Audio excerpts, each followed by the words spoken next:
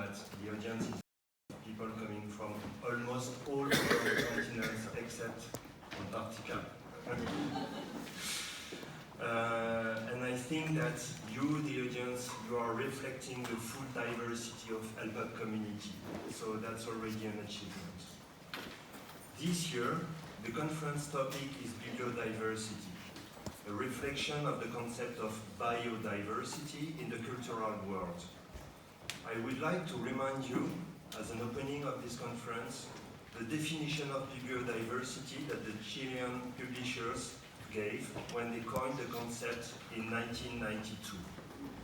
I quote, "Bibliodiversity is cultural diversity applied to the world of books. Echoing biodiversity, it refers to the critical diversity of products made available to readers.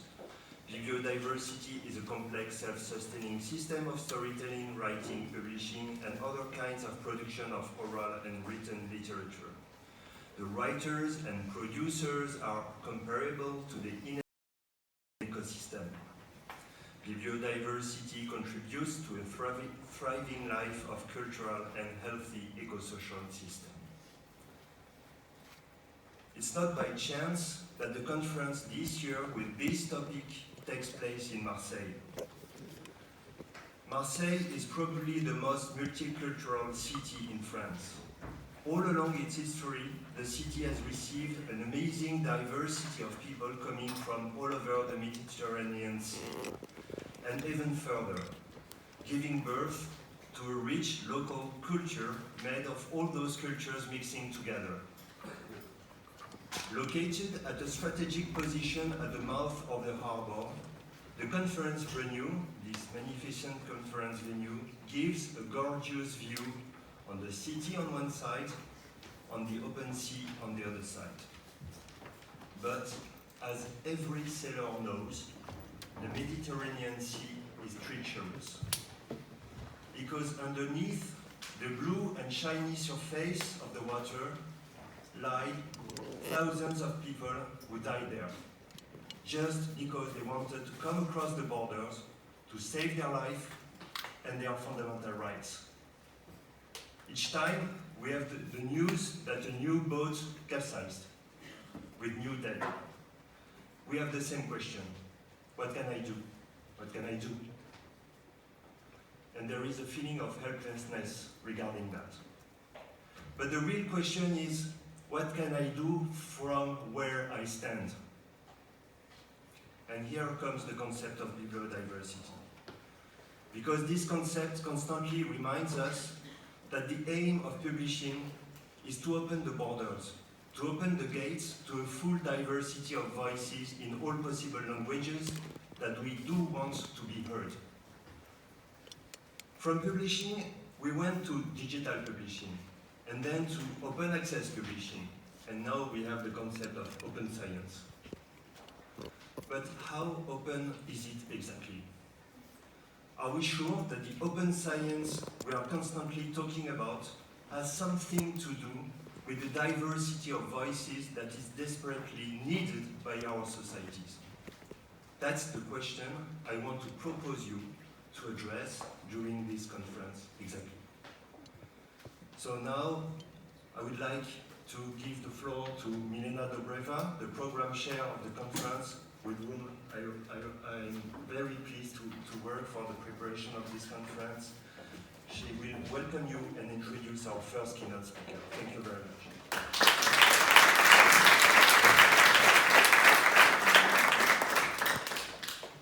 Thank you, Pierre, and a warm welcome to everyone who is here. This is a long-standing conference, and Pierre already indicated that in these 20+ years, there was a shift of topics. I am engaged with this conference for about 15 years, organizing it in some of its earlier editions, and I was always impressed by several specific qualities this conference has. So I will start with the similarity of this conference to other series of conferences. You would always see familiar faces and you would see newcomers, and this is not different in LPUB, and actually I'm very happy that every year we have a good group of people who join the event and contribute something new. This is very natural when we have this shift of topics happening. But what makes LPAP different in my eyes and why we are here today? First of all, the topic evolved during the years. This is something which Pierre already hinted. This conference has a unique model. I haven't seen it in any other series of events, where the current program chair is the future general chair of the conference. So Pierre collaborated with Leslie Chan last year for the conference in Toronto, and you have in your bags the printed book of selected papers from the last year conference. I'm sure that you will enjoy having a look, especially if you didn't have the chance to join us in Toronto. A third distinguished feature of this conference is the spirit, because from the very beginning the idea was that the conference will travel to different parts of the world. It was held initially in alternative years in the east and in the west. So with the time this pattern became a little bit mixed up, but the idea was to make sure that the conference will engage different communities, will be very inclusive. And it's not a surprise that exactly this conference, because of its topic and its spirit, became one of the very strong platforms to promote everything which is related to openness, from open access, open science, open infrastructures. That's the most natural thing. The conference always also looked for ways to support people to come from countries which are not that well supported to attend events. And this conference is not an exception. We are very happy to have with us colleagues who benefited from the generous support of which was possible through our sponsors. A fourth very interesting thing about this conference is how it includes the various ideas and evolves. So bibliodiversity will find in the last year as the topic for some of the presentations, and now we have a whole conference dedicated to it. So this constant development of ideas is very, very interesting to follow.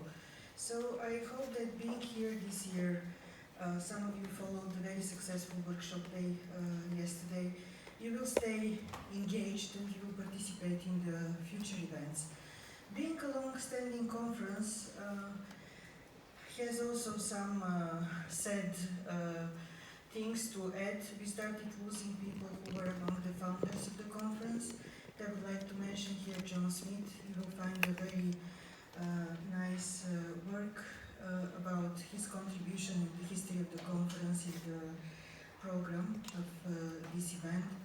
So in a way, we all, from the people who were engaged over the years with the conference, are very sorry to lose him, but also this event in some way is dedicated to, as a tribute to his memory. So once again, very warm welcome. I would like to invite, this is a very practical set of announcements, all people who are presenting to upload their presentations in the break before their session and to meet their session chair so that there are no surprises there. We will have a minute madness session with a very short presentation of all the posters at the end of the next session here in this room. So I would like to invite everyone who has a poster to prepare 1 minute answer to the question why we should come and see your poster. What's special about your poster? What are you going to tell us with it? So after these two very practical announcements, now I have the honor to invite our first keynote speaker for the event, Rob Cartolano, who is a New Yorker. And I'm not a fan of reading bios which you have in the program. That's a waste of time. But I will say what impressed me about Rob. When you go to his page, it doesn't start with this very impressive bio of his achievements. It starts with a statement, tell us how to improve our services.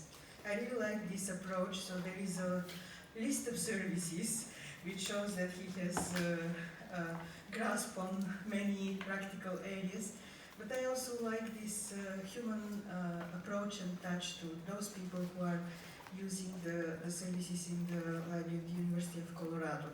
So I find this topic fascinating because he will look at community-based open source use in building the open scholarly ecosystem.